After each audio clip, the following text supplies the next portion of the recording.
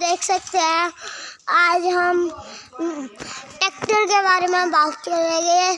और ये देखिए ट्रैक्टर हो गया शुरू, क्या शानदार आवाज़ है वो। ये देखिए अब लूटर उठ गया और अब ये चलेगा पक्का। ये देखिए ये पूरा चलेगा चौथे गियर में। ये इसमें वो तेल गिर रहा है, ये देखिए ये स्टार्ट हो रहा है और ये बंद हो गया।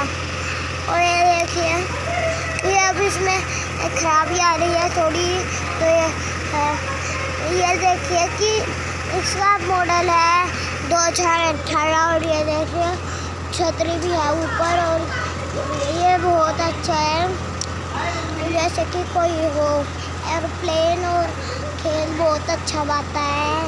ये देखिए